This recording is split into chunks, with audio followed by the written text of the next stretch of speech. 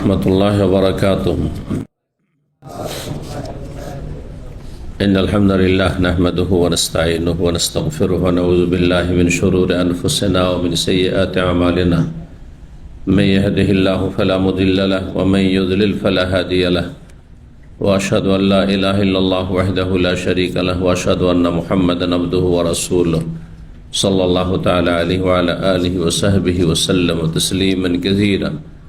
अम्मा बाद फ़क़द क़ाल इमाम अल-बुख़ारी रहमहुल्लाहु ताला बाबु मा यक़ूलु इज़ा अता अहलहु क़ाल हद्दसनी उस्मान बिन अबी शैबा क़ाल हद्दसनी जरीर अन मंसूर अन सालिम अन कुरैब अन इब्न अब्बास रज़ियल्लाहु अन्हुमा क़ाल क़ाल नबी सल्लल्लाहु अलैहि वसल्लम लौ अन्न अहदकुम इज़ा अरादा अन याति अहलहु फ़क़ाल बिस्मिल्लाह अल्लाहुम्मा जन्निबना अश-शैतान व जन्निबिश शैतान मा रज़क़तना फ़इन्नहु इन युक़द्दर बैनहु वलदुन फ़ी ज़ालिक लम यज़ुर्रुहु अश-शैतानु अबदा। মহান আল্লাহর সমস্ত প্রশংসা, সালাত এবং সালাম নাযিল হোক প্রিয় নবী সাল্লাল্লাহু আলাইহি সাল্লামের উপর। আজ বুধবার 22 রমজান 1447 হিজরি মোতাবেক 11 মার্চ 2026 আমাদের ধারাবাহিক আলোচনা সহিহুল বুখারীর দুয়ার পর্ব নম্বর 13। ইমাম বুখারী রাহিমাহুল্লাহর এই দুয়ার পর্বের অধ্যায় নম্বর 54, হাদিস নম্বর শুরু হবে 6388। এই অধ্যায় ইমাম বুখারী রাহিমাহুল্লাহ বলছেন, বাবু মা ইয়াকুলু ইযা আতা আহলাহ, কোনো ব্যক্তি যখন নিজ পরিবারের সাথে সহবাসে মিলনে লিপ্ত হবে বা সহবাস করবে তখন কি বলবে, অর্থাৎ সহবাসের দোয়া, স্বামী স্ত্রী সহবাসের দোয়া। হাদিস বর্ণনা করেছেন আব্দুল্লাহ বিন আব্বাস রাদিয়াল্লাহু তাআলা আনহুমা, তিনি বলেন ক্বালা নবী সাল্লাল্লাহু আলাইহি ওয়াসাল্লাম, নবী সাল্লাল্লাহু আলাইহি ওয়াসাল্লাম বলেছেন, লাউ আন্না আহাদাকুম ইযা আরাদা আন ইয়াতি আহলাহু, তোমাদের কোনো ব্যক্তি যখন নিজ পরিবারের কাছে আগমনে ইচ্ছুক হবে, মানে সহবাসের জন্য সহবাসে ইচ্ছুক হবে, সহবাস শুরু করার পূর্বে যদি এই দোয়া বলে বিসমিল্লাহ, বিসমিল্লাহ বলে শয়তানের অনিষ্ট থেকে হেফাজতে থাকে। যে বিসমিল্লাহ বলে না তার জন্য শয়তানের ঝুঁকি থাকে, যে কোনো সময় শয়তান ক্ষতি করতে পারে, যে কোনো দিক থেকে, শারীরিক, মানসিক, পারিবারিক, সব দিক থেকে ক্ষতি করতে পারে। বিসমিল্লাহ বলে আপনি ঘরে ঢুকছেন, দরজা বন্ধ করেন, আর শয়তান ঢুকতে পারবে না। বিসমিল্লাহ বলে খেতে বসেন, আপনার সাথে শয়তান খেতে পারবেন না। বিসমিল্লাহ বলে বাথরুমে ঢুকেন, আপনাকে বিবস্ত্র দেখতে পাবেন না, আপনার লজ্জা স্থান দেখতে পাবেন না।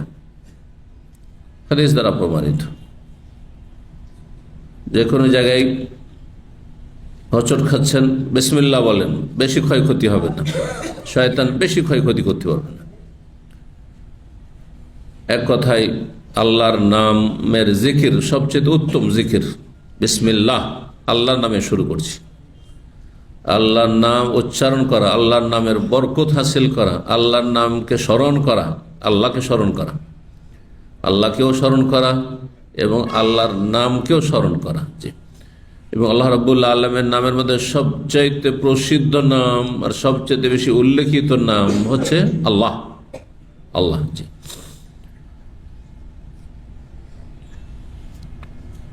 বিসমিল্লাহ বলবেন, আল্লাহর নামে শুরু করছি, তারপরে এই দোয়াটি বলবেন, আল্লাহুম্মা জান্নিবনা শাইতানা ওয়া জান্নিবিশ শাইতানা মা রাযাকতানা।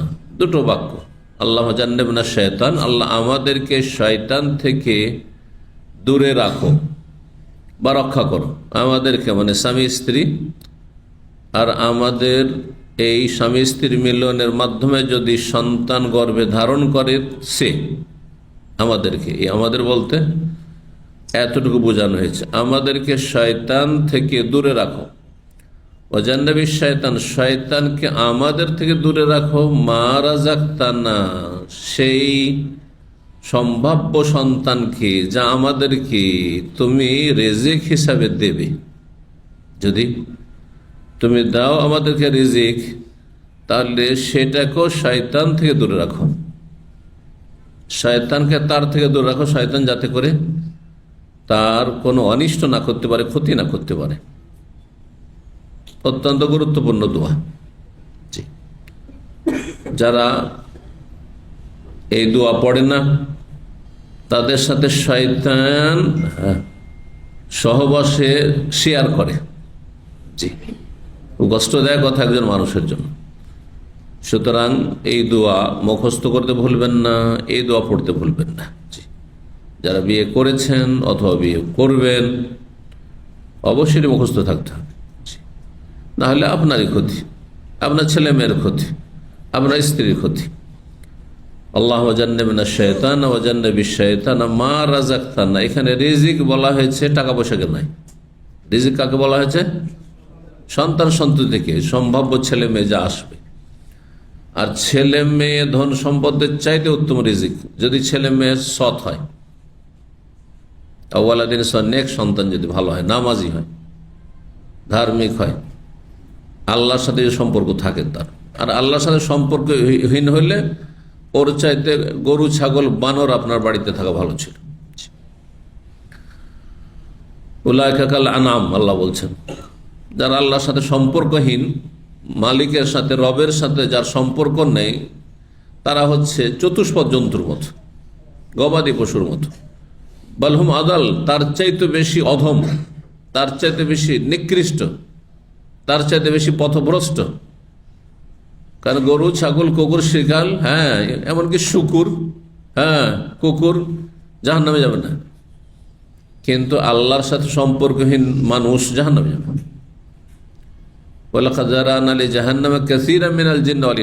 বহু জিন এবং মানুষকে আমি সৃষ্টি করেছি কার জন্য? যারা রেলে জাহান্নামের জন্য। বহু মানুষকে, বহু জিনকে আল্লাহ পয়দা করেছেন জাহান্নামের জন্য, জাহান্নামে যাবে ওরা। কেন? লাহুম কুলুবুন লা ইয়াফকাহুনা বিহা, তাদের আমাদের মতো হৃদয় ছিল, কলব ছিল, তা দিয়ে ভালো মন্দের পার্থক্য করে বুঝতো না। ভালো মন্দ সব সমান, সব সমান, নেকি গুনাহ সমান। হ্যাঁ, চুরি করা আর আপনার কষ্ট করে মেহনত করে পরিশ্রম করে হালাল রুজি করা সব সমান ছিল। তাদের কাছে কোনো পার্থক্য ছিল না। আল্লাহর ইবাদত করা আর শিরিক করা, নাস্তিকতা সব সমান তাদের কাছে। হ্যাঁ, পেটে খেতে পেলেই হলো, যৌন ক্ষুধা পূরণ হইলেই হলো, দুটো ক্ষুধা শুধু। দুটো চিন্তা সমস্ত পশু পাখির থাকে। এই দুই চিন্তার ঊর্ধ্বে যদি তৃতীয় কোনো চিন্তা না থাকে আপনাদের কোনো মানুষের, তাহলে সে পশু পাখির চাইতে নিকৃষ্ট। দুটো চিন্তা কি? যে কোনো পশু পাখির দুটো চিন্তা থাকে, আপনার আমারও আছে। কি? পেটের খাবার আর যৌন আহার। হ্যাঁ, দুটো ক্ষুধা আছে মানুষের, শারীরিক চাহিদা আছে। পেটের চাহিদা পানাহার করতে হবে, আর যৌবন আছে, যৌন চাহিদা আছে, সেটাও, সেই ক্ষুধাও নিবারণ করতে হবে। এই দুই ক্ষুধার নিবারণ করা, এটা তো পশু পাখি সবার আছে, সমস্ত সৃষ্টির আছে, পোকামাকড়েরও আছে। এর ঊর্ধ্বে যদি না যেতে পারেন তাহলে তো আপনি পশু পাখি, নিকৃষ্ট কুকুর শুকুর, তাদের লাইনে নেমে গেলেন, আপনি তাদের সারিতে আপনি দাঁড়িয়ে গেলেন। আল্লাহ যেন বোঝার তৌফিক দান করেন। আর সেটি হচ্ছে যদি এটা উপলব্ধি করতে পারেন যে আল্লাহ আমাকে কেন সৃষ্টি করেছেন, দুনিয়ায় কেন পাঠিয়েছেন, আমাকে কিসে যেন পাঠিয়েছেন? আল্লাহর ইবাদত করে, আল্লাহ যিনি আমাকে দুনিয়ায় পাঠিয়েছেন তাকে সন্তুষ্ট করে, তার আদেশ নিষেধ পালনের মাধ্যমে সন্তুষ্ট করে জান্নাতে যাওয়া। যে জান্নাত আমাদের পিতা আদম আলাইহিস সালামকে দেখিয়ে দেওয়া হয়েছিল যে এটি হচ্ছে তোমাদের বাসস্থান, যদি রবের সাথে তোমাদের সম্পর্ক ঠিক রাখো। সেটা কিসের মাধ্যমে? ফরজ ওয়াজিব আদায় করার মাধ্যমে, হারাম নাজায়েজ থেকে বেঁচে থাকার মাধ্যমে। আল্লাহ বলেছেন করো করো, করিও না করিও না, ব্যাস। এর নাম হচ্ছে ইবাদত। আল্লাহর আদেশ এবং নিষেধ মেনে চলার নাম হচ্ছে ইবাদত। জীবনে যে কোনো ক্ষেত্রে, শুধু দু চারটি ইবাদতে ইসলাম সীমিত নয় যে নামাজ রোজা করছেন আবার চুরি ডাকাতি বেঈমানি হারাম খাচ্ছে, না না না না, এতে কিচ্ছু হবে না। উদখুলু ফিস সিলমি পূর্ণরূপে জীবনে প্রতিটি ক্ষেত্রে আল্লাহ বলছেন বসো বসো, খাও খাও। এই যে সূর্য ডুবে যাবে, এখন খাও, এখন খাও, খেও না, হারাম। এর নাম হচ্ছে ইবাদত, বুঝছেন না? এহরাম করে নিয়েছ হজ উমরার জন্য, এই বিধি নিষেধ এগুলো চলবে না করা। এহরাম শেষ, উমরা শেষ, হজ শেষ, এই সময় এখন খুলে ফেলো, এই সময় এখন তোমার জন্য এগুলো জায়েজ হয়ে গেল। হারাম নিষিদ্ধ যেগুলো স্থায়ী সেগুলো সব সময় হারাম, রমজানেও হারাম, রমজানের দিনেও হারাম, রমজানের রাতেও হারাম, অন্য মাসেও হারাম, একই রকম। এইভাবে আল্লাহর আদেশ নিষেধ মেনে চলতে হবে। আল্লাহর আদেশ নিষেধ পরিপূর্ণ মানলে রাসূলুল্লাহ সাল্লাল্লাহু আলাইহি ওয়াসাল্লামের আদেশ নিষেধ মানতে হবে, কারণ রাসূলুল্লাহ সাল্লাল্লাহু আলাইহি ওয়াসাল্লাম আদেশ নিষেধ মানা ছাড়া আল্লাহকে মানা হয় না। ওয়া ইউতির রাসূলা ফাকাদ আতা আল্লাহ, যে রাসূলকে মানলো সে আল্লাহকে মানলো। কারণ সব কথা কোরআনে কারিমে নেই, হ্যাঁ, বরং অধিকাংশ ইসলামের বিধি নিষেধ হাদিসে রয়েছে। রাসূলুল্লাহ সাল্লাল্লাহু আলাইহি ওয়াসাল্লামের কথা কাজের মাধ্যমে প্রমাণিত হয়েছে, যেটি বিস্তারিত বিশদ ব্যাখ্যা হচ্ছে আল কোরআনুল কারীমে। সুতরাং কোরআনও মেনে চলতে হবে এবং রাসূলুল্লাহ সাল্লাল্লাহু আলাইহি ওয়াসাল্লাম সুন্নাহ হাদিসও মেনে চলতে হবে। রিজিক বলছিলাম, রিজিক মানে অংশ, কিন্তু শাব্দিক অর্থ সেটা আপনার অংশে, আপনার সন্তান সন্ততি ছেলে মেয়ে যজন ভাগ্যে আছে সেটা আপনার রিজিক, আপনার টাকা পয়সা যতটা আছে সেটা রিজিক, আপনার আয়ু যত বছর আছে এটা হচ্ছে রিজিক, আপনার সুস্থতা কতদিন আছে, কি ধরনের সুস্থতা আছে সেটা রিজিক, আপনার ভাগ্যে কিছু অসুখ বিসুখ বালা মুসিবত আছে সেটাও আপনার ভাগ্য, সেটাও আপনার অংশ। আপনার অংশ আপনি পাবেন, আমি পাবো না, আমার অংশ আপনি পাবেন না। প্রত্যেকের আল্লাহ অংশ ভাগ করে দিয়েছেন যখন সৃষ্টি করেছেন, তকদিরে সব কিছু সুনির্ধারিত করেছেন, সুপরিমিত করেছেন। কতটা পরিমাণ ভালো, কতটা পরিমাণ হবে, মন্দ কতটা পরিমাণ হবে, জীবনে দুঃখ কষ্ট কতটা পরিমাণ হবে, আর সুখ শান্তি কতটা পরিমাণ হবে। হ্যাঁ, আর শুধু দুনিয়ার বিষয়ে শুধু তকদির নয়, দিনের বিষয় কতটা দিনদার হইতে পারবেন আর কতটা দিনদার হবেন আপনি, তবে আপনার কর্মক্ষমতা আছে। এই নয় যে আপনি বাঁধা পাথরের মতো, এই বালতির মতো, যে বালতি ওখানে রেখে দিয়েছে কিয়ামত পর্যন্ত কেউ যদি না আসে ওখানেই থেকে যাবে। আমরা কি এই বালতির মতো যে যেখানে রেখে দেওয়া হয়েছে না, নড়াচড়া করতে পারছেন? নড়াচড়া করতে পারছেন তো ভালোর দিকে নড়াচড়া করতে হবে না মন্দর দিকে? ভালোর দিকে নড়াচড়া করেন, দেখেন আল্লাহ তৌফিক দেয় কিনা। হ্যাঁ, নামাজ পড়ার চেষ্টা করেন, আজান হলে মসজিদে দেখেন নামাজি হওয়ার আল্লাহ তৌফিক দেয় কিনা। হ্যাঁ, আর শুধু এই এক শ্রেণীর মূর্খদের মতো কথা বললে হবে না, ভাই নামাজ পড়েন, বলছে হুজুর দোয়া করি। তাহলে দোয়া দিয়ে সব কাজ হবে না। দোয়া দিয়ে যদি কাজ হইতো তো নবী সাল্লাল্লাহু আলাইহি ওয়াসাল্লাম বদর ওহদ করতেন না, খন্দকের যুদ্ধ করতেন না, আর মক্কা বিজয়ের জন্য যেতেন না, আর কাফেরদের বিরুদ্ধে অস্ত্র ধরতেন না, লড়াই করতেন না তাদের সাথে। নবীর দোয়ার চাইতে উত্তম দোয়া কার হইতে পারে? হ্যাঁ, তাও সবচাইতে ভালো জায়গায় মসজিদ নববীতে না, মক্কায় মুকাররমা কাবা শরীফের গেলাপ ধরে দোয়াই শুধু পড়ে যেত, আল্লাহ কাফেরদেরকে ধ্বংস করে দাও, হইতো? কখনো হইতো না। তো নবী রাসূলগণ মেহনত করেছেন, সংগ্রাম করেছেন, কাফের জালেমদের বিরুদ্ধে সোচ্চার হয়েছেন, জীবনের প্রতিটি ক্ষেত্রে নিজের পেটের জন্য রুজি তলাশ করেছেন। নবী সাল্লাল্লাহু আলাইহি ওয়াসাল্লাম বাগানে যেতে হয়েছে খেজুর খাওয়ার জন্য, এই নয় যে সবসময় মুখে চলে আসে, হাতের নাগালে সবসময়। ক্ষুধার্ত থেকেছেন, হ্যাঁ, ক্ষুধা নিবারণের জন্য চেষ্টা করতে হয়েছে। এক কথা, মানুষকে আল্লাহ রাব্বুল আলামিন লাকাদ খালাকনাল ইনসানা ফি কাবাদ, মানুষকে আল্লাহ মেহনত পরিশ্রমের জন্য সৃষ্টি করেছেন। দিন দুনিয়া উভয় ক্ষেত্রে মেহনত পরিশ্রম করতে হবে। যে যেমন দুনিয়ার ক্ষেত্রে মেহনত পরিশ্রম করবেন, আশা করে সে অনুযায়ী ফলাফল পাবেন। যে যত কর্মঠ হবে, যে যত সচেতন হবেন, ঠিক তেমনি ঈমান আমলের ক্ষেত্রে, ধর্মীয় ক্ষেত্রে যে যত বেশি সক্রিয় হবেন, সজাগ হবেন, হ্যাঁ, তত বেশি এগিয়ে যেতে পারবেন। আল্লাহ যেন তৌফিক দান করেন। এই ছিল দোয়া। এখন এই দোয়া দেখেন, হাদিসের ভাষায় মনে হচ্ছে তোমাদের কোন ব্যক্তি যখন নিজ পরিবারের কাছে আগমন করতে ইচ্ছুক হবে তখন বলবে এই দোয়া। তাহলে মনে হচ্ছে এখানে পুরুষকে শুধু সম্বোধন করা হয়, তাই না? নারীকে, স্ত্রীকে সম্বোধন করা হয়নি। তো শুধু পুরুষ পড়বে না উভয় পড়বে? বাহ্যিক হাদিস শুধু পুরুষের কথাই বলে, কিন্তু উলামায়ে কেরাম বলছেন যেহেতু এই কাজে, যে কাজের মাধ্যমে আপনি বহুমুখী, আপনার দিন দুনিয়ার লাভ উদ্দেশ্য করছেন, সহবাসের মাধ্যমে আপনি লাভবান হতে চান, শারীরিক, মানসিক, পারিবারিক শান্তি, তারপরে প্রজন্ম বাড়ানো, নিজেকে গুনাহ থেকে বাঁচানো।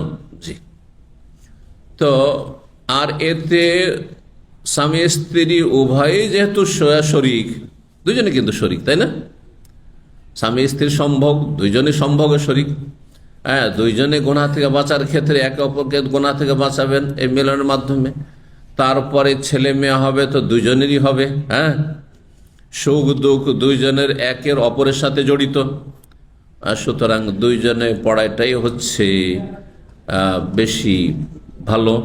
দুইজনে পড়বেন, স্বামী স্ত্রী দুজনেই এই দোয়াটি পড়বেন।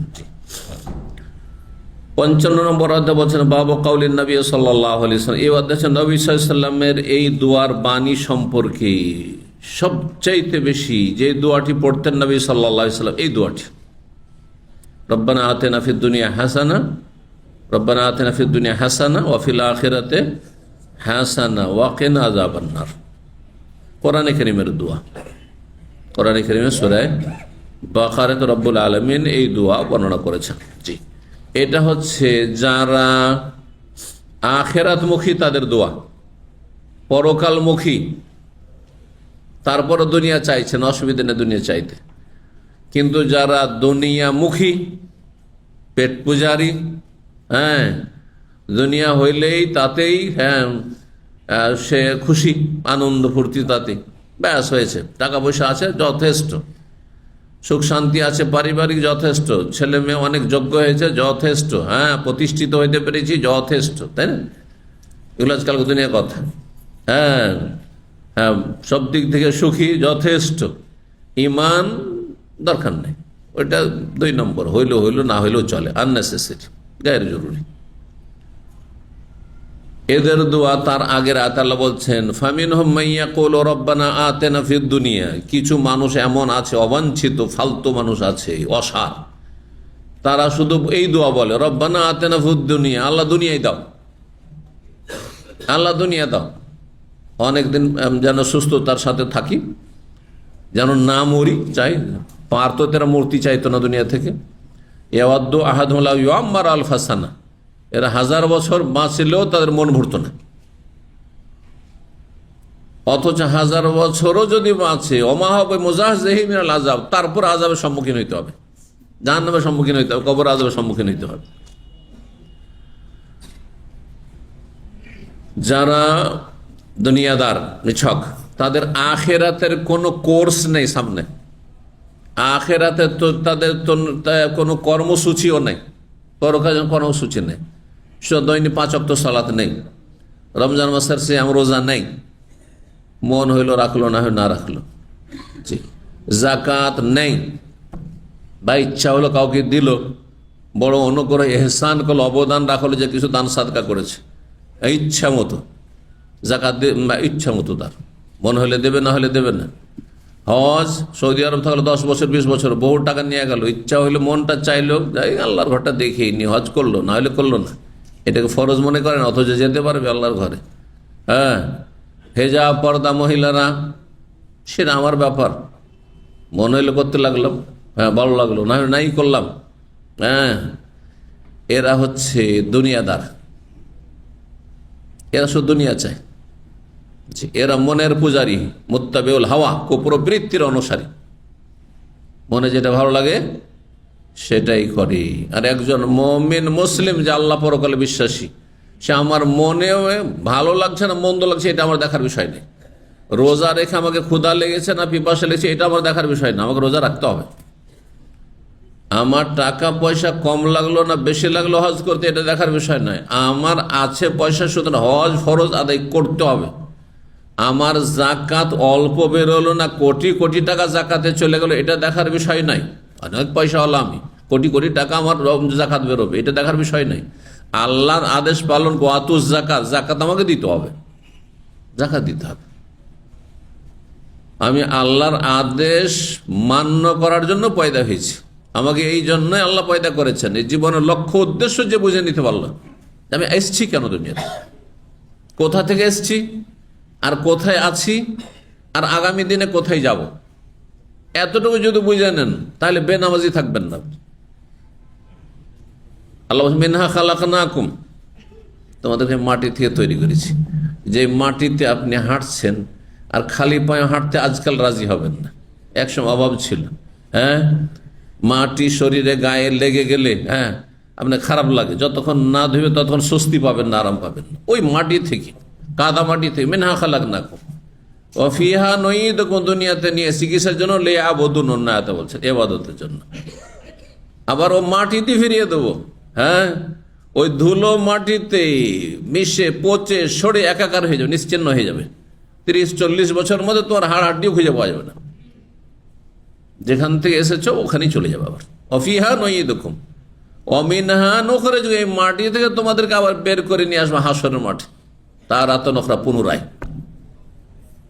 যিনি প্রথমবার সৃষ্টি করেছেন তিনি দ্বিতীয়বার পুনরায় সৃষ্টি করতে, পুনরায় হায়াত দানে সক্ষম, এতে কোনো সন্দেহ নেই। যেমন এখন আমরা দিনে আছি, রাত হয়নি, সন্ধ্যা লাগেনি, এটা নিশ্চিত। বুঝতে পারছেন না? এর চাইতে বেশি বিশ্বাস করবেন আপনি।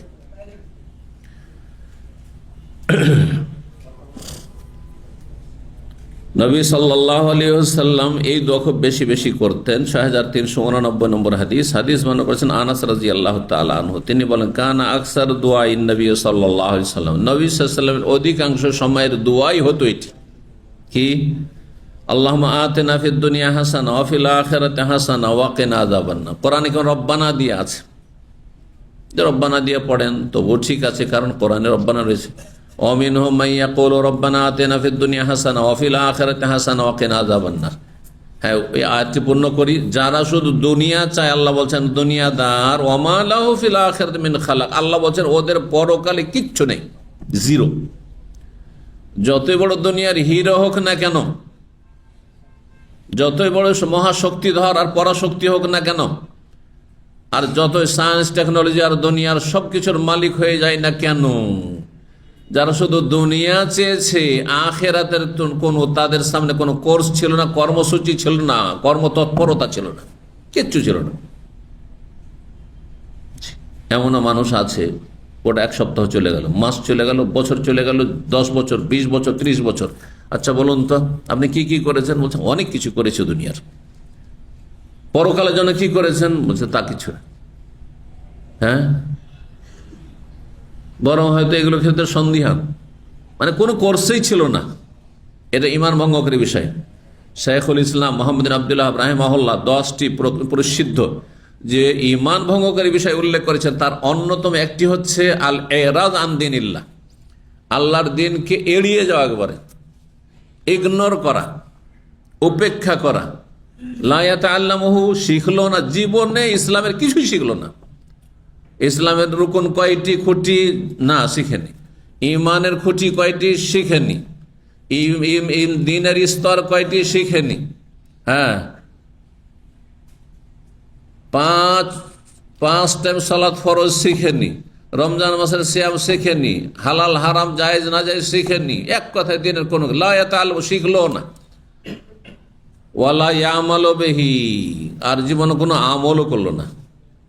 না নলেজ আছে, জ্ঞান আছে, এলেম আছে, না আমল করেছে। ফরজ ওয়াজিব কিচ্ছু করেনি, হারাম না জায়েজ তো বাঁচেনি, যা ইচ্ছা করেছে, যা ইচ্ছা বলেছে।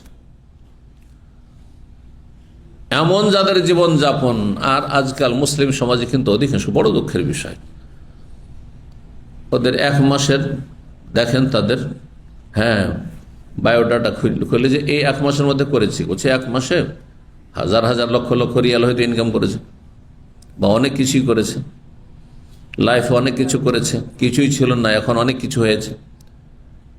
কিন্তু আখেরাতের ক্ষেত্রে বলছে যে কিছু নেই, কিছুই নেই তার।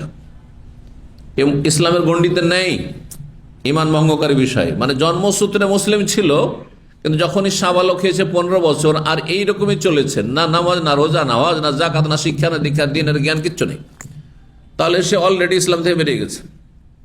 অলরেডি ইসলাম থেকে বেরিয়ে গেছে, ইসলামে কোনো অংশ নেই। ওমা লাহু ফিল আখিরাতি মিন খালাক, আখিরাতে তার কোনো অংশ নেই। আল্লাহ বলছে যাদের কোনো কর্মসূচি নেই, কর্মতৎপরতা নেই। আল্লাহ বিষয়গুলো বুঝার তৌফিক দান করে। আগে পরকাল স্থায়ী জগৎ, আর পরে হচ্ছে ক্ষণস্থায়ী জগৎ, সবসময় মনে রাখবেন। আমি একটা উদাহরণ দিই আপনাদেরকে, কারণ আপনার প্রবাসী ভুক্তভোগী, সেই জন্য। আগে আপনার দেশে কিছু করা, 1 নম্বরে। 2 নম্বরে এখানে কোন রকম করে খেয়ে দিয়ে বাঁচতে হবে, সুস্থ থাকতে হবে, তা এই জন্য এইখানে নতুন নতুন কেউ কোনো প্রবাসী ফার্নিচার কেনে না, সবাই সেকেন্ড হ্যান্ড হারাজ থেকে নিয়ে আসে। হ্যাঁ, আর না হলে কারো ফ্রি এদিক সেদিক কোনো দিক থেকে যদি একেবারে চিপ থেকে চিপেস্ট, যত সস্তা হোক না কেন, কোন রকম কাজ চালানো। তারপরে বাসা ভাড়া নিয়ে কেউ বাসা ভাড়াকে সাজায় না, ডেকোরেশন করে না, কারণ আমার বাড়ি না। হ্যাঁ, এখানে আমি আজ আছি কাল নেই। হ্যাঁ, এখানে এত দামি দামি আমি ফার্নিচার নিয়ে আসবো, আর তারপরে হঠাৎ করে এক্সিট লেগে গেল বা আমি চলে গেলাম, কি হবে? বুঝতে পারছেন না? এসব কথা সবাই বুঝেন, কিন্তু দুনিয়া বুঝেন, সে দুনিয়ার উদাহরণ দিয়ে দিনটা বোঝাবার চেষ্টা করছে, আখিরাত বোঝাবার চেষ্টা করছে। যেহেতু এখানে ক্ষণস্থায়ী, আপনি আমি সবাই ক্ষণস্থায়ী, যেহেতু প্রবাসী, এখানকার নাগরিক না আমরা, যে কোনো সময় চলে যেতে হইতে পারে। সুতরাং দামি কোনো কিছু এখানে ফেলে যাব, কষ্ট লাগবে না, এই কাজ করবো না। কোন রকম করে চলিও, দিন পাত হইলি হলো, একটু কাত হওয়ার জায়গা, ঘুমাবার জায়গা থাকলেই হলো। কিন্তু দেশের বাড়ি, এখানকার তুলনায় দেশেরটা যেহেতু নিজের স্থায়ী বাড়ি, সেই বাড়িটাকে সুন্দর করে তৈরি করছেন পয়সা থাকলে, তারপরে বাড়ি সাজাচ্ছেন আপনি, বাড়িতে আপনি ফার্নিচার, নতুন নতুন ফার্নিচার কিনছেন। হ্যাঁ, কারণ ওইটা আপনার স্থায়ী বাড়ি, সেটা আপনি ভোগ করবেন, অথবা আপনি না ভোগলে আপনার ছেলেমেয়েরা ভোগ করবে। কিন্তু আপনি এখানে ভোগ না করলে সব ফেলে দিয়ে তো আপনার ছেলেমেয়েরা ভোগ করার জন্য আসবে, এখানে কেউ আসবে না। তো ঠিক ওই রকমই দুনিয়া আর আখেরাত। আখেরাতটা বুঝবেন দেশের বাড়ি দিয়ে, আর দুনিয়াকে বুঝবেন এই প্রবাস জীবন দিয়ে। আল্লাহ যেন আপনাদেরকে বুঝার তৌফিক দান করেন এবং জীবনে ভালো পরিবর্তন নিয়ে আসার তৌফিক দান করেন।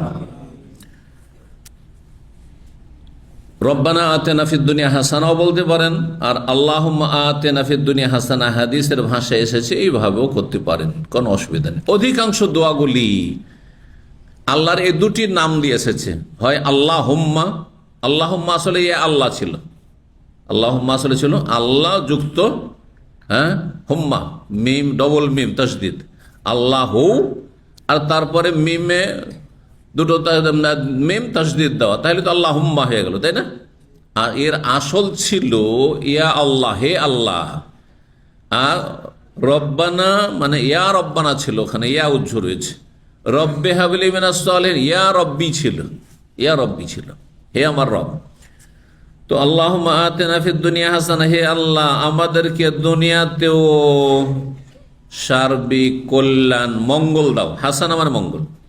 ওয়াফিল আখিরাতে হাসানা, আর পরকালেও আমাদেরকে হাসানা কল্যাণ দাও, মঙ্গল দাও, ভালো দাও। ওয়াকিনা আযাবান নার, এবং আমাদেরকে রক্ষা করো জাহান্নামের আযাব থেকে। কে মানে রক্ষা করা, আর না মানে আমাদের, আমাদেরকে রক্ষা করো আযাবান নার, জাহান্নামের আযাব থেকে, জাহান্নামে না যেতে হয়। দুনিয়ার হাসানা কি?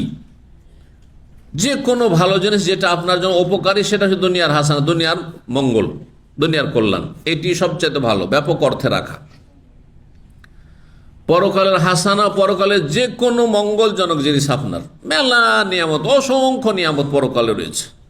কবরের জীবনের নিয়ামত, ভালো মানুষের কবরের সুখ শান্তির জীবন, বরজাখী জীবন থেকে শুরু করে হাসর মাঠের সম্মান। হ্যাঁ, সেখানে সবাই লাঞ্ছিত থাকবে আর সবাই ঘামে হাবুডুবু করে, তা তো নয়, অনেকে সম্মানিত হবে। হ্যাঁ, অনেকে সম্মানিত হবে, নূরের মেম্বারে অবস্থান করবে, আল্লাহর আরশের ছায়া অবস্থান করবে, এগুলো সম্মান নয়? জি। আর তারপরে জান্নাতে উচ্চ স্থান, আর তারপরে আল্লাহ রাব্বুল আলামিনের দর্শন, দিদার, সাক্ষাৎ, যেটি সবচেয়ে বড় নিয়ামত হবে জান্নাতে, ইত্যাদি ইত্যাদি বহু নিয়ামত রয়েছে, যে নিয়ামত কোনোদিন নিঃশেষ হওয়ার নয়। দুনিয়ার যতই আপনার ভোগবিলাসের সামগ্রী থাক, হ্যাঁ, ক্ষণস্থায়ী, শেষ হয়ে যাবে। কিন্তু আখিরাতের নিয়ামত, হ্যাঁ, খায়রু ওয়া আবকা, সবচেয়ে ভালো এবং স্থায়ী। সেই স্থায়ী জীবনের জন্য কর্ম করা তৌফিক দান করেন। কেউ কেউ ব্যাখ্যা করতে গিয়ে হাসানাকে সীমিত করেছেন। দুনিয়ার হাসানা মানে রিজিক আর আফিয়াত, মানে সার্বিক নিরাপত্তা, শারীরিক নিরাপত্তা, শারীরিক, মানসিক, পারিবারিক নিরাপত্তা, আফিয়াত এবং রিজিকের অর্থ করেছেন। কিন্তু ব্যাপক অর্থে রাখাই ভালো, যে কোনো দুনিয়ার ভালো, শুধু আমাদের সুস্থতা আর নিরাপত্তা আর আপনার ভালো ভালো আপনার আল্লাহ রিজিক পাওয়া, টাকা পয়সা অথবা খাওয়া দাওয়া, সুখের সামগ্রী, এতটুকু যথেষ্ট? আরও বহু কিছুর প্রয়োজন রয়েছে, বহু কিছুর প্রয়োজন রয়েছে। ভালো প্রতিবেশী, আপনি যতই সুখী মানুষ হন না কেন আর যতই সুস্থ মানুষ হন না কেন, যদি প্রতিবেশী ভালো না হয়, যদি শাসক জালেম হয়, এলাকাতে জুলুম অত্যাচার হয়, চোর ডাকাতের উৎপাত বেড়ে যায়, খারাপ মানুষদের যদি দাপট, গালাবাতুর রেজাল, তাহলে কোথা থেকে শান্তি আসবে? তো এই জন্য সার্বিক কল্যাণ, যে যতটুকু কল্যাণ আমার আপনার জন্য দুনিয়াতে সুখে শান্তিতে বসবাসের জন্য, জীবনযাপনের জন্য প্রয়োজন, সেটা হচ্ছে দুনিয়ার হাসানা। আর পরকালের হাসানা, সবচেয়ে বড় হাসানা হচ্ছে জান্নাত। কিন্তু জান্নাত ছাড়াও বহু আল্লাহ রাব্বুল আলামিনের নিয়ামত রয়েছে তার আগে, কবরের জীবন থেকে শুরু করে এমনকি মরণের মুহূর্ত, মুমিনের মৃত্যু কত সম্মানজনক মৃত্যু হয়, আর কমিন পাপিস্টের মৃত্যু কত লাঞ্ছনাজনক হয়, সেটা হাদিসে রয়েছে। তো সম্মানজনক মৃত্যু, ভালো অবস্থার মৃত্যু, কালেমা লা ইলাহা ইল্লাল্লাহর উপর মৃত্যু, নেকির কাজের অবস্থায় মৃত্যু, ইত্যাদি ইত্যাদি, সবগুলি হাসানা আছে, আখিরাতের হাসানা। তো এই ছিল দোয়া। এই দোয়া বেশি বেশি পড়বেন, মেহনত কম, কিন্তু সবই চাই নিলেন, দুনিয়ার সব চাইলেন আর আখিরাতের সব চাইলেন, যা আপনার কল্যাণকর বা প্রয়োজন আপনার। 56 নম্বর অধ্যায় বাবু তাওয়াজ মিন ফিতনাতিদ দুনিয়া, অধ্যায় হচ্ছে আশ্রয় কামনা করা বা আশ্রয় গ্রহণ করা আল্লাহর দুনিয়ার ফিতনা থেকে। দুনিয়ার ফিতনা, বহুমুখী ফিতনা রয়েছে, বহুমুখী ফিতনা রয়েছে, দুনিয়ার ফিতনা শেষ নেই। ব্যক্তি জীবনে দুনিয়ার ফিতনা, পারিবারিক ক্ষেত্রে অশান্তি, এগুলো দুনিয়ার ফিতনা। আপনার সামাজিক অশান্তি বা অনিষ্ট, সেগুলো হচ্ছে দুনিয়ার ফিতনা। রাষ্ট্রীয় অশান্তি, জুলম অত্যাচার, সেগুলো হচ্ছে দুনিয়ার ফিতনা। আন্তর্জাতিক অশান্তি, এই যে যুদ্ধ আর আর নিরাপত্তাহীনতা আর কত কি, এসব হচ্ছে আপনার দুনিয়ার ফিতনা। দুনিয়ার ফিতনা হচ্ছে খারাপ সঙ্গী, দুনিয়ার ফিতনা হচ্ছে আপনার কাজকর্মের সুযোগ না থাকা অথবা রুজির দ্বার সংকুচিত হয়ে যাওয়া, কর্মহীনতা ইত্যাদি ইত্যাদি, মানুষের ক্ষয়ক্ষতি হওয়া বিভিন্ন দিক থেকে।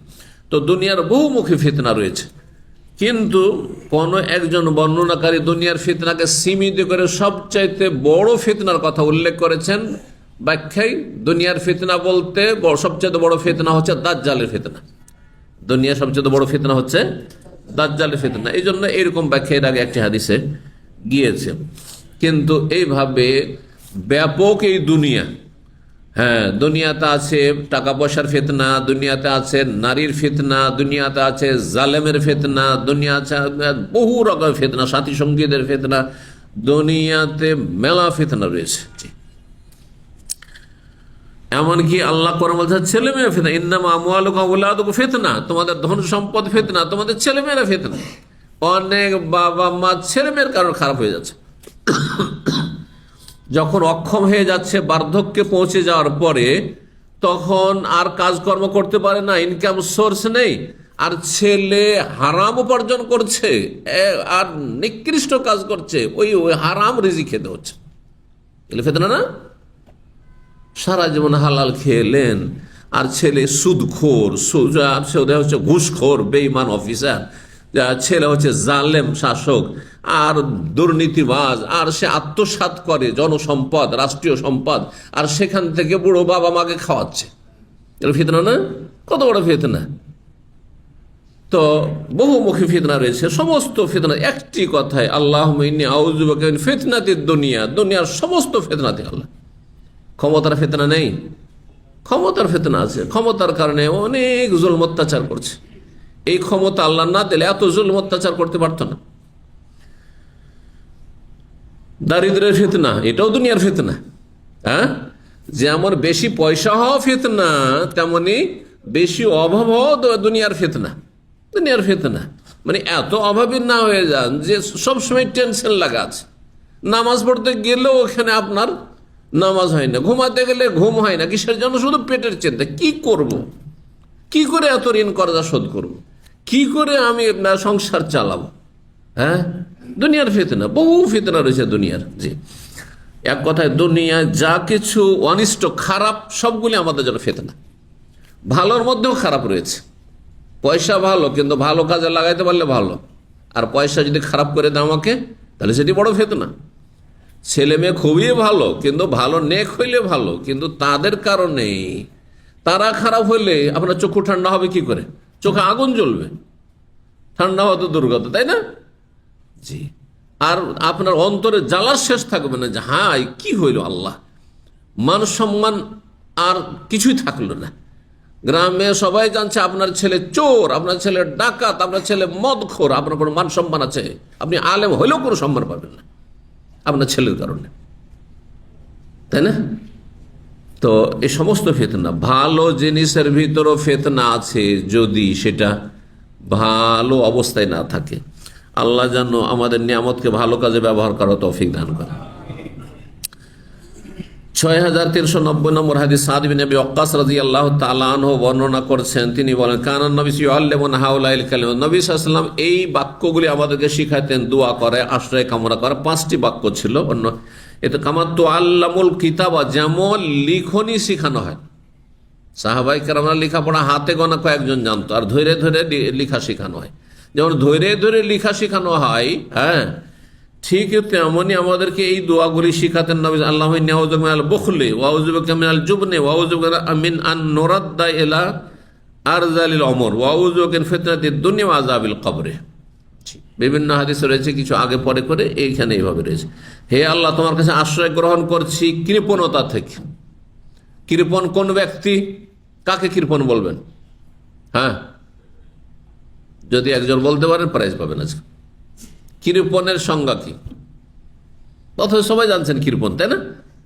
কৃপণ, বখিল শব্দ সবাই জানছেন, কিন্তু কৃপণের সংজ্ঞা করতে বললে তখন হিমশিক হয়ে যাচ্ছেন। কেন? কৃপণ শরীয়তের দৃষ্টিতে, ইসলামের দৃষ্টিতে, যেই ব্যক্তি ফরজ আদায় করে না তার ধন সম্পদের ক্ষেত্রে। ফরজ কি? জাকাত দেয় না, শতকরা 2.5 টাকা দিতে হবে।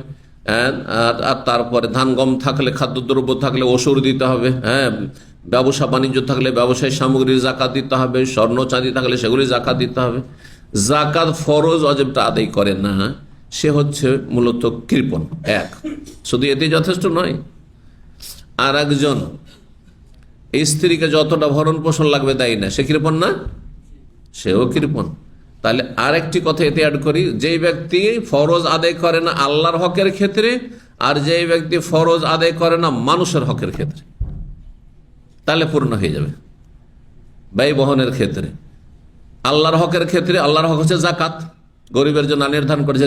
যে জাকাতে ঘাটতি করে, হ্যাঁ, জাকাত ঠিকভাবে দেয় না, সে হচ্ছে কৃপণ। আর যেই ব্যক্তি মানুষের হকের ক্ষেত্রে যে ব্যয় বহনের দায়িত্ব রয়েছে, ভরণ পোষণের দায়িত্ব রয়েছে, সেটা যথাযথ আদায় করে না, সে কৃপণ। স্ত্রীর জন্য মাসে খরচ লাগবে ধরেন 5,000 টাকা, আমি কম করে বললাম, বাংলাদেশি টাকা, তাই না? আর আপনি দিচ্ছেন 3,000 টাকা, 4,000 টাকা।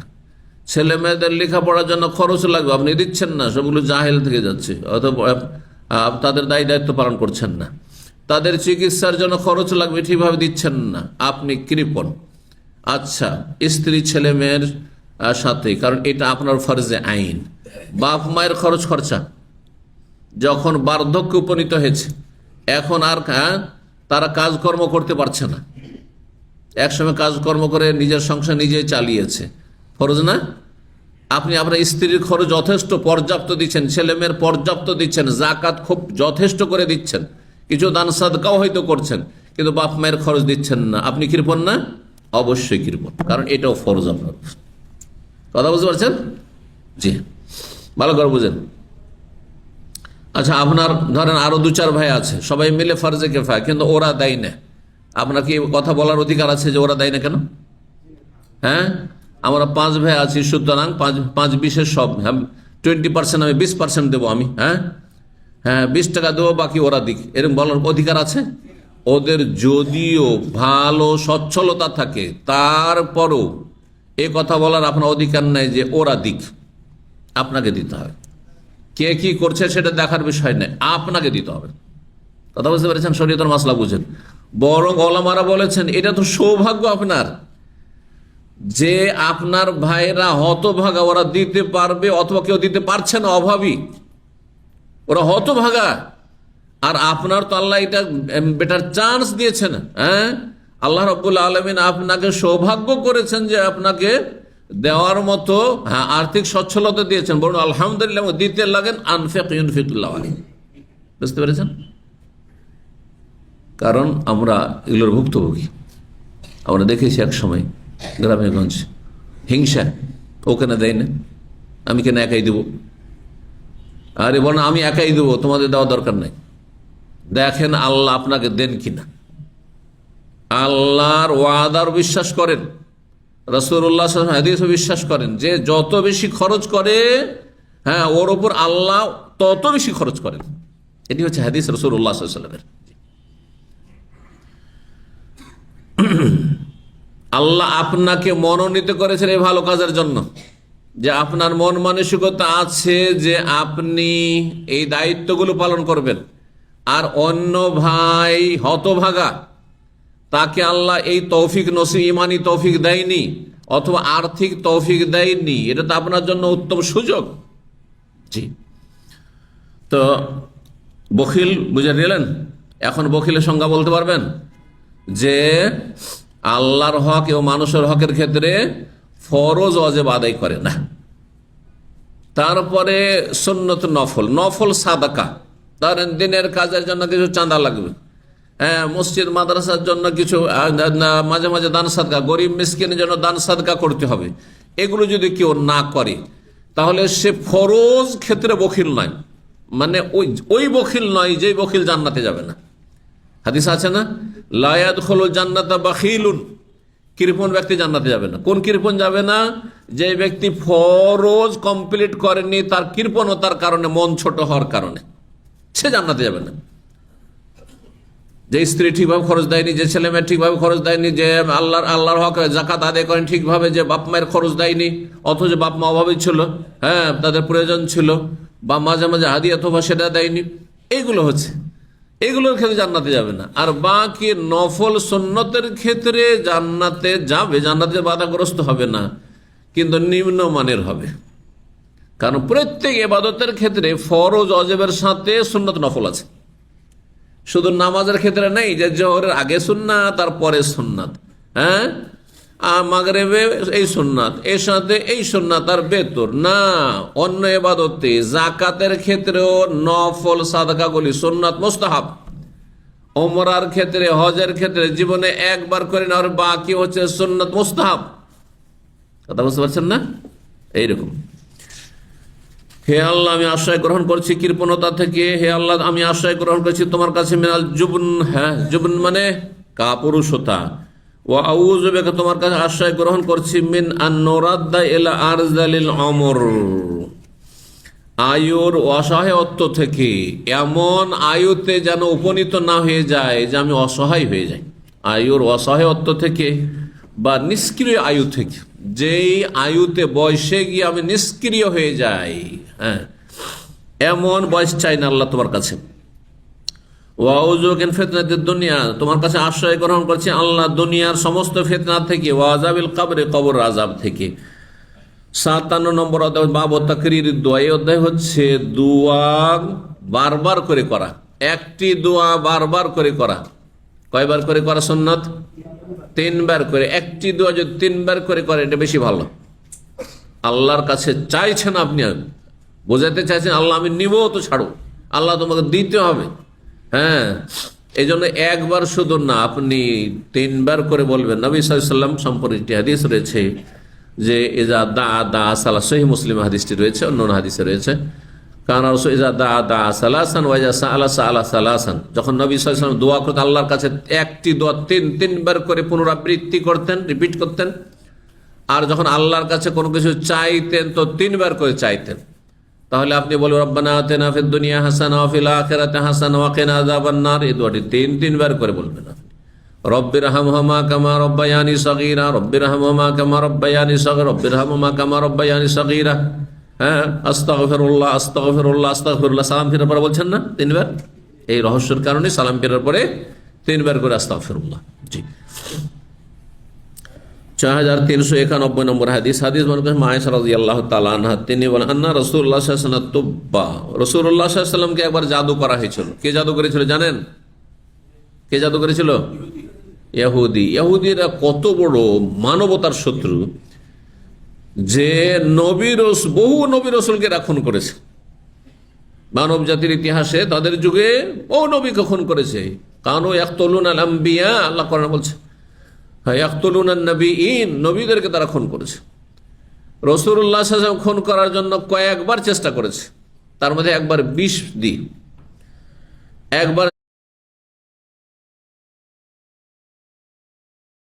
জাদু করে প্রাণনাশের চেষ্টা করেছে, আর একবার পাথর ফেলে মেরে দেওয়ার চেষ্টা করেছে। যে জাদু করেছিল অন্য কাউকে জাদু করলে সাথে সাথে ধ্বংস হয়ে যেত। বিশেষজ্ঞ ওলামারা বলেছেন রাসূলুল্লাহ যে জাদু করা হয়, সে জাদুর কারণে শারীরিকভাবে নবী সাল্লাল্লাহু আলাইহি ওয়াসাল্লাম আক্রান্ত হয়েছিলেন। 6 মাস ধরে অসুস্থ ছিলেন নবী সাল্লাল্লাহু আলাইহি ওয়াসাল্লাম। একটি কাজ করেননি, অথচ মনে হয়তো যে করে ফেলেছি হয়তো। জি, তো রাসূলুল্লাহ সাল্লাল্লাহু আলাইহি ওয়াসাল্লামকে জাদু করা হয়েছিল। হাত্তা ইন্নাহু লা ইউখায়্যালু ইলাইহি, তার ধারণা হইতো যে আন্নাহু ক্বাদ সানা শাইআ, কোন একটি কাজ করে ফেলেছেন, অমাসাল, অথচ করেননি, এমন হয়ে যেত। এত জাদুর প্রতিক্রিয়া হয়েছিল।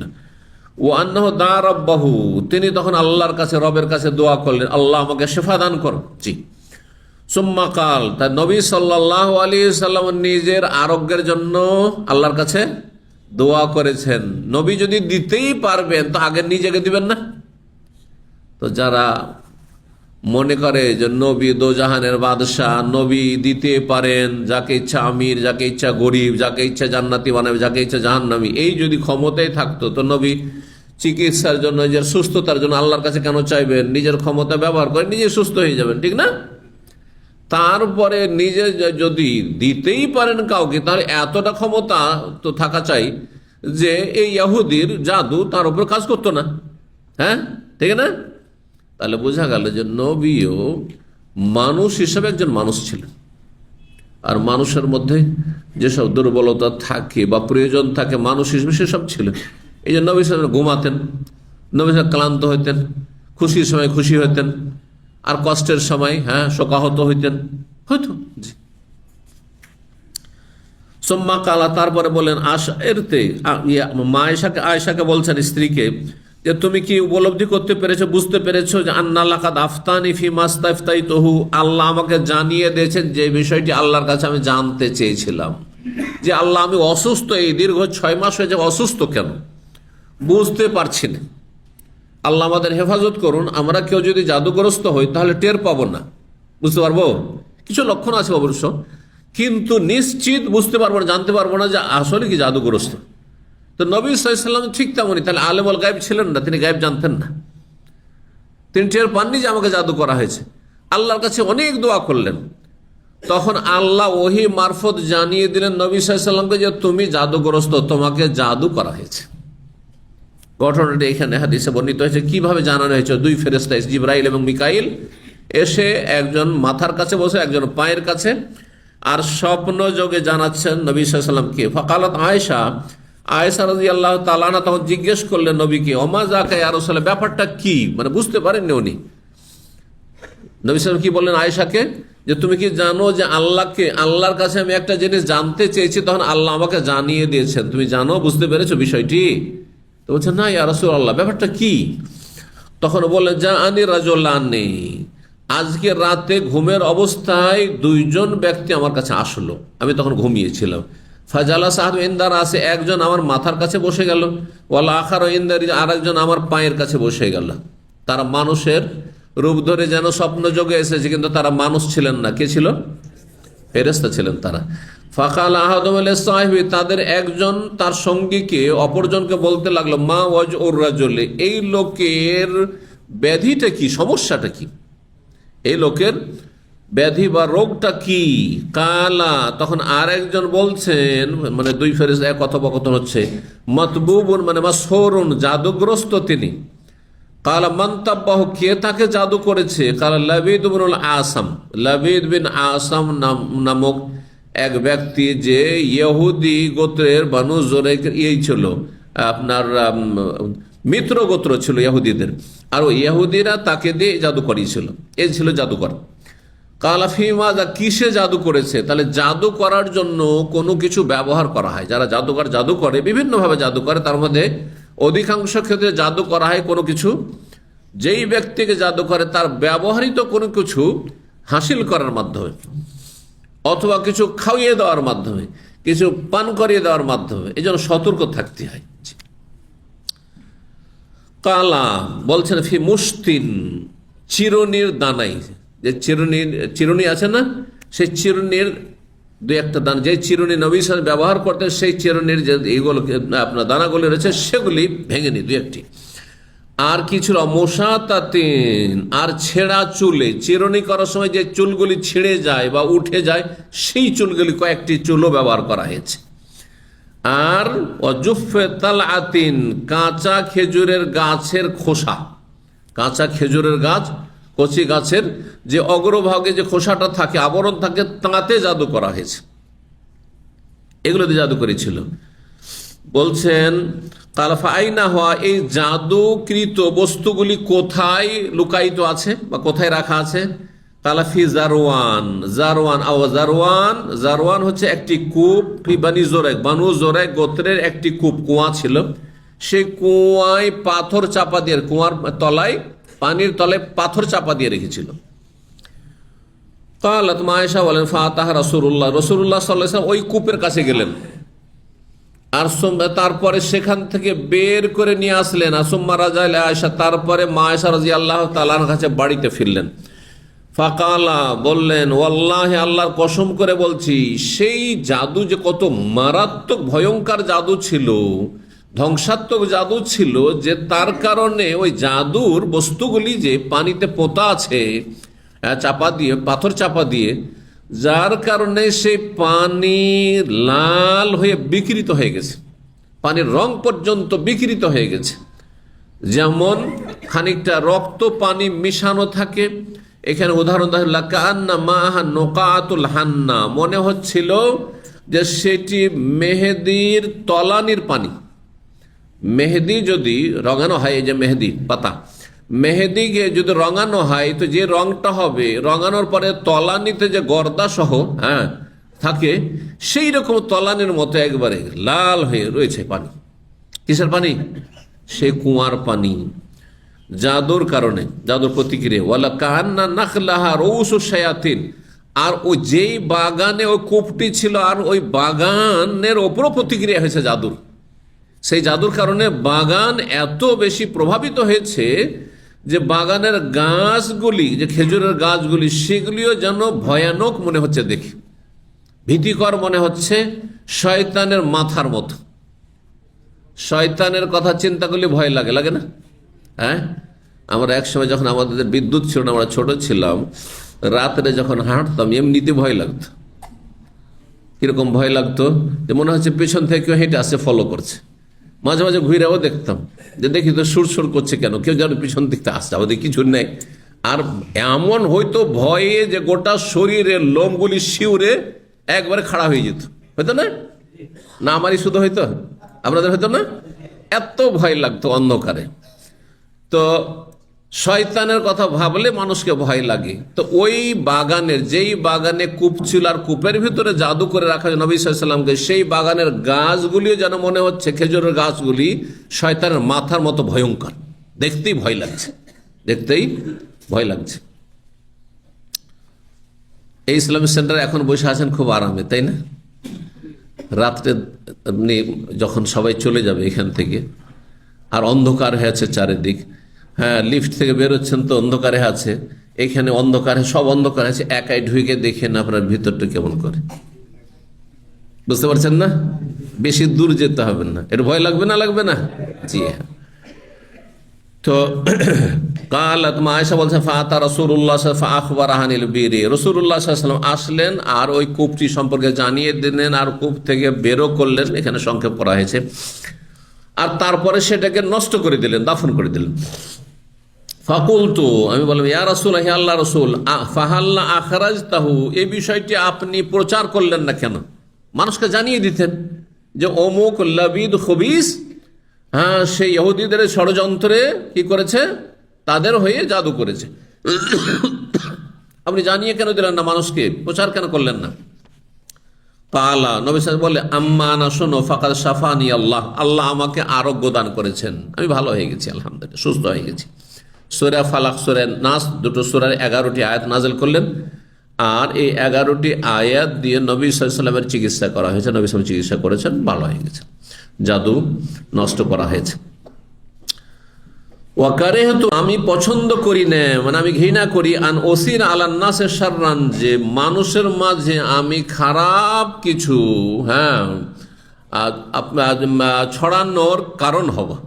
যে এই সময় যদি আমি আলোচনা করে দিই, আমি জনসমাজে বা আমার সাথী সঙ্গী প্রিয়জন যারা আছে তাদের সামনে, যে এই ইহুদিরা জাদু করেছে আর এই ইহুদিদের পক্ষ থেকে লাবিদ ইবনে আসাম এই অপরাধে জড়িত, তাহলে মানুষের মারামারি শুরু হয়ে যাবে, হ্যাঁ, আর এতে কি হয়ে যাবে, বড় কলহ ঝগড়া বিবাদ শুরু হয়ে যাবে, খুন হয়ে যাবে। তা আমি চাই না যে মানুষের মাঝে কিছু অনিষ্ট হোক। এরকম মায়ের সাথে আরেকটি হাদিসে বলে, সোহের নবী সাল্লাল্লাহু জাদু করা হয়েছিল, ফাদা ওয়াদা, বারবার করে দোয়া শব্দটি এসছে, বারবার করে আল্লাহর কাছে দোয়া করেছে, আল্লাহ তুমি আমাকে শেফা দান করো। আল্লাহ কোথায় কে জাদু করেছে, কিভাবে জাদু করেছে, কোথায় সেই জাদু গোপন করে রাখা আছে সেটি আমাকে জানিয়ে দাও। নবী সাল্লাল্লাহু আলাইহি ওয়াসাল্লাম বারবার করে আল্লাহর কাছে দোয়া করেছেন। 58 নম্বর অধ্যায় বলছে বাবু দোয়া আল মুশরিকিন, এই অধ্যায় হচ্ছে মুশরিকদের ওপর বদদোয়া করা, কাফের মুশরিকদের জন্য বদদোয়া করা। চলবে না? চলবে না? মুশরিক কাফের দুই রকম। মুশরিক কাফের হচ্ছে দুই রকম। এক শ্রেণীর মানুষ যারা ইসলাম বিদ্বেষী, মুসলিম বিদ্বেষী, আর ইসলাম মুসলিমদের ক্ষতি করার জন্য তারা অপপ্রয়াস চালাচ্ছে। আল্লাহ তাদেরকে ধ্বংস করুন, আল্লাহ তাদেরকে নিশ্চিহ্ন করুন, আল্লাহ তাদের অনিষ্টদের তাদেরকে ধ্বংস করুন, তাদের আপোষে আল্লাহ লড়িয়ে দেন এবং আল্লাহর জমিন থেকে তাদেরকে আল্লাহ রব্বরে নিশ্চিহ্ন করে দিন। আল্লাহুম্মা আহসিহিম আদাদা ওয়াকতুলহুম বাদাদা ওয়ালা তুগাদির মিনহুম আহাদা। আল্লাহুম্মা ফাররিক জামআহুম ওয়া শাত্তিত শামলাহুম ওয়া দাম্মির দিয়ারাহুম ওয়া আনজিল বিহিম বাসাকাল্লাযী লা তারুদ্দু আনিল কওমিল মুজরিমিন। আল্লাহুম্মা ইন্না নাজআলুকা ফি নুহুরিহিম ওয়া নাউযু বিকা মিন শুরুরিহিম। আল্লাহুম্মা কফিনাহুম বিমা শি'ত, আল্লাহুম্মা কফিনাহুম বিমা শি'ত, আল্লাহুম্মা কফিনাহুম বিমা শি'ত। এক শ্রেণীর কাফের, যেমনটা বললাম, যে ইসলাম মুসলিম বিদ্বেষী এবং ইসলাম মুসলিমদের ক্ষতি করতে সুযোগ পেলে, চান্স পেলে কোনো ত্রুটি রাখবে না, তাদের জন্য বদদোয়া করতে হবে, যেমনটা আমরা করলাম, তাদের জন্য বদদোয়া। আর এক শ্রেণীর মানুষ হচ্ছে সাধারণ অমুসলিম, যারা নিরীহ, ইসলাম বিদ্বেষী নয়, মুসলিম বিদ্বেষী নয়, মুসলিম নিধন করে না, মুসলিমদেরকে কোণঠাসা করার চেষ্টা করে না, মুসলিমদের জুলুম অত্যাচার করে না, ইসলামিক ধর্মের কারণে জুলুম অত্যাচার করে না, তারা তাদের মতো তাদের সংসার করছে, দুনিয়া করছে, আর আমরা তাদের অনিষ্ট থেকে নিরাপদ। তাদের জন্য বদদোয়া না করে হেদায়েতের দোয়া করাটাই ভালো। বদদোয়া না করে, অভিশাপ না দিয়ে হেদায়েতের দোয়া করা ভালো, কারণ এর পরের অধ্যায় আসবে, আজকে হয়তো পৌঁছতে পারবো না আমরা সময়ের সংকীর্ণতার কারণে, আগামীকালকে শুরু করব সেখান থেকে। বাবু দোয়া লিল মুশরিকিন, কাফের মুশরিকের জন্য নেক দোয়া করা, ভালো দোয়া করা। কোন অমুসলিমও যদি হয় আর আপনার আমার হিতাকাঙ্ক্ষী হয়, বা আমার ইসলাম দিন ইসলামের হিতাকাঙ্ক্ষী হয়, মসজিদ মাদ্রাসার হিতাকাঙ্ক্ষী হয়, মুসলিম জাতির হিতাকাঙ্ক্ষী হয়, মুসলিমদের পক্ষ থেকে কথা বলে, তো তাদের জন্য পার্থিব ক্ষেত্রে নেক দোয়া করা আমাদের উচিত, শুধু জায়েজ নয়, উচিত। কারণ এদের দ্বারা আল্লাহ কিছু ইসলামের কাজ নিতে চান, মুসলিমদের কাজ নিতে চান, বুঝছেন না? জি হ্যাঁ। নবী সাল্লাল্লাহু আলাইহি ওয়াসাল্লাম, আর তারপরে হেদায়েতের দোয়া। এক তো দুনিয়ার দোয়া, পার্থিব দোয়া, যে আল্লাহ তাদেরকে দীর্ঘায়িত করো, সুস্থ রাখো, ভালো রাখো, সুখী করো, তাদের নেতৃত্ব রাখো, কারণ তাদের দ্বারা ইসলাম মুসলিমের ফায়দা হচ্ছে, এটা দোয়া করা যাবে, করলে দুনিয়ার দোয়া করা যাবে, জান্নাতের দোয়া করা যাবে না যতক্ষণ পর্যন্ত হেদায়াত না হবে। সেই জন্য হেদায়াতের দোয়া করতে পারবেন, আল্লাহ তুমি হেদায়াত করো। যেমন নবী সাল্লাল্লাহু আলাইহি ওয়াসাল্লাম বিভিন্ন কাফের জাতির জন্য হেদায়েতের দোয়া করেছেন। সাহাবী এসে বলছেন, এ আল্লাহ, ইয়া রাসূলুল্লাহ, আল্লাহর কাছে আপনি দোয়া করেন যাতে এই কাফেরগুলো ধ্বংস হয়ে যায়। নবী হেদায়েতের দোয়া করেছেন, কয়েকদিন পরে তারা ইসলাম গ্রহণ করে চলে আসছে। বুঝছেন না? তো এটা বেশি ভালো না? তাদের ধ্বংসের চাইতে বেশি ভালো যে তারা আমাদের মতোই মুসলিম ভাই হয়ে ইসলামের খেদমত করবে, যেমন আমরা ইসলামের খেদমত করছি। এটা অনেক ভালো। যারা সাধারণ অমুসলিম কিন্তু যারা জালেম কাফের, তাদের জন্য বদদোয়া করা উচিত, কারণ তারা মানব জাতির জন্য অনিষ্ট, মানব জাতির জন্য তারা ক্ষতি সাধনকারী, শুধু মুসলিমদের জন্য নয়। সুতরাং তার জন্য বদদোয়া অবশ্যই করতে হবে। তো মুশরিকদের জন্য বদদোয়া করার হাদিসগুলো এখানে এসেছে। ইবনে মাসউদ রাদিয়াল্লাহু তাআলা আনহু বলেন, নবী সাল্লাল্লাহু আলাইহি ওয়াসাল্লাম একবার বদদোয়া দিয়েছেন মক্কার কাফেরদেরকে। 13 বছর স্বজাতি, নিজের গোত্র, নিজের বংশ, তারপর কট্টর শত্রু, কোন রকমের শত্রুতার ক্ষতি করতে তারা কোন রকমের ত্রুটি রাখেনি। রাসূলুল্লাহ সাহাবায়ে কেরামদের নবী সাহেব বদদোয়া দিয়ে, আল্লাহুম্মা আইন্নি আলাইহিম, হে আল্লাহ এই কাফের মক্কার কাফের মুশরিকদের উপর আমাকে সাহায্য করো। বেসাবিন 7 বছরের দুর্ভিক্ষ দিয়ে, কাসাবে ইউসুফ আলাইহিস সালামের জামানার 7 বছরের দুর্ভিক্ষর মতো। যেমন ইউসুফ আলাইহিস সালামের জামানে দুর্ভিক্ষ নেমে এসে মানুষ অনাহারে মারা যাচ্ছিল, তেমনি মক্কার এই জালেম কাফিরগুলো যেন দুর্ভিক্ষ নেমে আসে আর তারা অনাহারে মারা যায়। দোয়া করেছেন এবং তারা এত ক্ষুধার্ত হয়েছিল, এসে পড়ে গেল একবার নবী সাল্লাল্লাহু আলাইহি ওয়াসাল্লামের কাছে, ইয়া রাসূলুল্লাহ, হে মুহাম্মদ, আপনি তো আমাদেরই সহজাতি, আমাদেরই বংশেরই ছেলে, আল্লাহর কাছে দোয়া করেন যাতে করে বালা মুসিবত উঠিয়ে নেয়। হ্যাঁ, তখন নবী সাল্লাল্লাহু আলাইহি ওয়াসাল্লাম রহমতের দোয়া করলেন আবার তাদের জন্য। এই ছিল একটি বদদোয়া। আর একটি বদদোয়ার নাম ধরে ধরে আবু জাহাল আর এইরকম বড় বড় মক্কার কাফের নেতাদের উপর বদদোয়া দিয়েছিলেন, কারণ বড়ই জুলম অত্যাচার করেছিল এই মালাউনগুলো। ওয়াকালা, এই দোয়াও বলেছিলেন, আল্লাহুম্মা আলাইকা বিআবি জাহাল, আল্লাহ তুমি পাকড়াও করো আবু জাহালকে, আল্লাহ তুমি পাকড়াও করো উতবাকে, শাইবাকে, রাবিয়াকে, যে নাম ধরে ধরে নবী সাল্লাল্লাহু আলাইহি সাল্লাম যে কাফেরগুলো নাম ধরে ধরে বদদোয়া, সবগুলি বদরের প্রান্তে কাফের, এই কাফেরগুলো জাহান্নামে পৌঁছেছে। নবী সাল্লাল্লাহু সাহাবায়ে কেরাম তাদেরকে হত্যা করে ওই বদর একটি কূপ ছিল সেখানে তাদের লাশগুলি ফেলে দিয়ে নবী সাল্লাল্লাহু তাদেরকে জিজ্ঞাসা করেছিলেন যে এখন পেয়ে গেছো না? শত্রুতা তো করেছে, ইন্না কাদ ওয়াজাদনা মা ওয়াদানা রাব্বুনা হাক্কা ফাহাল ওয়াজাদতুম মা ওয়াদা রাব্বুকুম হাক্কা, আমরা আমাদের সাথে আল্লাহ ওয়াদা করেছেন যে আমাদেরকে সম্মানিত করবেন, বিজয় দান করে, আমরা পেয়ে গেছি। তোমরা কি তোমাদের সাথে কাফের জালেমদের সাথে যে আল্লাহর ওয়াদা জাহান্নামে পৌঁছে দাও, জাহান্নামের আগুন পেয়েছো কিনা, শাস্তি পেয়েছো কিনা?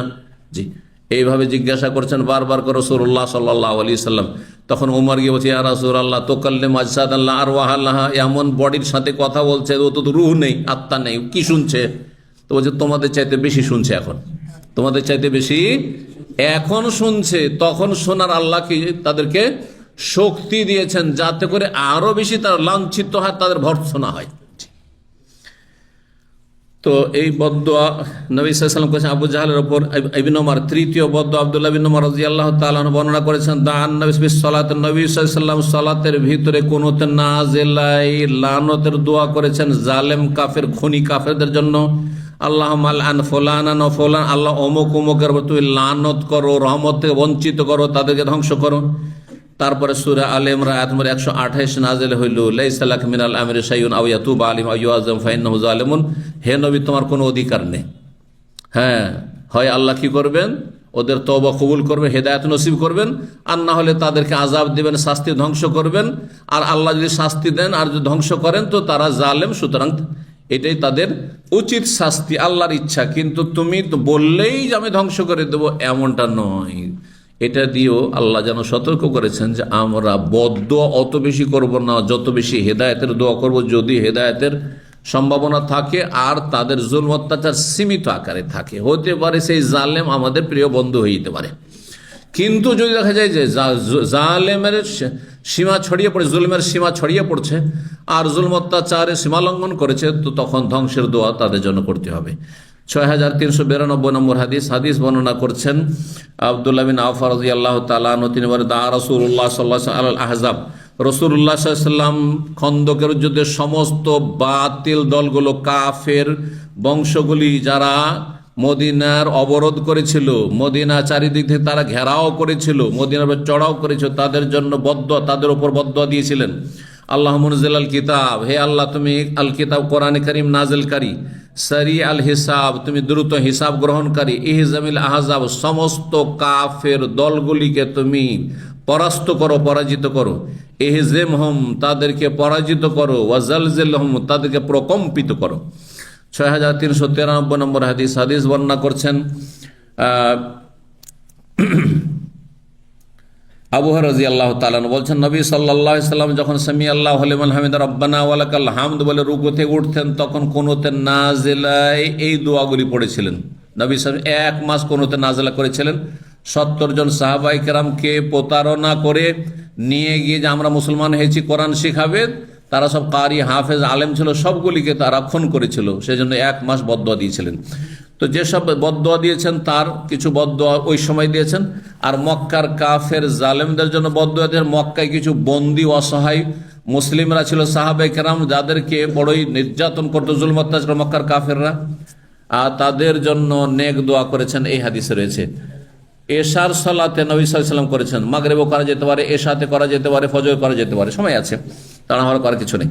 দোয়া করতে থাকেন এবং আমরা এইগুলো শেষ করি। আল্লাহুম্মা আনজি আইয়াশ বিন আবি রাবিয়া, আবু রাবিয়ার ছেলে আইয়াশকে তুমি মুক্তি দাও, এ বন্দী হয়েছিল মক্কার কাফেরদের ঘরে। আল্লাহুম্মা আনজিল ওয়ালিদ বিন ওয়ালিদকে আল্লাহ তুমি মুক্তি দাও। আল্লাহুম্মা আনজি সালমা ইবনে হিসাম, তিনি ইসলাম গ্রহণ করেছেন, দুর্বল অসহায় ছিলেন, মক্কাতে বন্দী ছিলেন। আল্লাহুম্মা আনজিল মুস্তাযাফিনা মিনাল মুমিনিন, যারা অসহায় মুমিন মুসলিম তাদেরকে তুমি মুক্তি দান করো। আল্লাহুম্মা আশদুদ ওয়াতাতাকা আলা মুদার কাফের গোত্রের ওপর তোমার পাকড়াওকে তুমি কঠিন করো, এরা কাফের, কট্টর কাফের, ইসলাম বিদ্বেষী ছিল। আল্লাহুম্মা জাল আলিম সেনিন, আল্লাহ তাদের উপর দুর্ভিক্ষ নামিয়ে দাও, কাসেনি ইউসুফ আলাইহিস সালামের জামানার 7 বছরের দুর্ভিক্ষের মতো। 6394 নম্বর হাদিস আনাস রাদিয়াল্লাহু তাআলা বলছেন, রাসূলুল্লাহ সাল্লাল্লাহু আলাইহি ওয়াসাল্লাম একটি যুদ্ধ অভিযান পাঠিয়েছিলেন, আর তাদেরকে কোররা, হাফেজ, আলেম বলা হইতো। সেই যুগে কারি কোররা বলা হইতো তাদেরকে। ফাওসিব, তারা সবাই শহীদ হয়ে গিয়েছিলেন কাফেরদের হাতে। যে ঘটনাটির দিকে ইঙ্গিত করেছিলেন 70 জন সাহাবায়ে কেরামদের 69 জনকে তারা খুন করে দিয়ে, একজন পালিয়ে আত্মরক্ষা করে এসেছিলেন। ফামা রায়তু রাসূল নবী সাল্লাল্লাহু আলাইহি ওয়াসাল্লাম ওয়াজাদা আলা শাইইন মা ওয়াজাদা আলাইহিম, এত বেশি দুঃখিত হননি কোন সময় নবী সাল্লাল্লাহু আলাইহি ওয়াসাল্লাম, যত বেশি দুঃখিত হয়েছিলেন, শোকাহত হয়েছিলেন এই মুহূর্তে। ফাকানাতা শাহরান, 1 মাস ধরে কুনুত করেছিলেন। ফি সালাতিল ফজর, ফজরের নামাজে, ফজরের নামাজে কুনুত করা যেতে পারে, কুনুতে নাজিলা বালা মুসিবতের কুনুত। আর তাতে দোয়া করেছিলেন। একটি গোত্র ছিল যারা ইসলামের বিরুদ্ধাচরণ করে এদেরকে খুন করেছিল, তাদের এই খুনে জড়িত ছিল ওসাইয়া বংশ। নবী সাল্লাল্লাহু আলাইহি ওয়াসাল্লাম ইন্না ওসাই আসাতিল্লাহ ওয়া রাসূলুহু, এই ওসাইয়া বংশ আল্লাহ এবং রাসূলের নাফরমানি করেছে, আল্লাহ এদেরকে তুমি ধ্বংস করে দাও। এইভাবে দোয়া করেছেন নবী করিম সাল্লাল্লাহু আলাইহি ওয়াসাল্লাম। আরো 2টি হাদিস বদদুয়ার থেকে গেল। ইনশাআল্লাহ তাআলা সময়ের স্বল্পতার জন্য আজকে এখানে শেষ করি।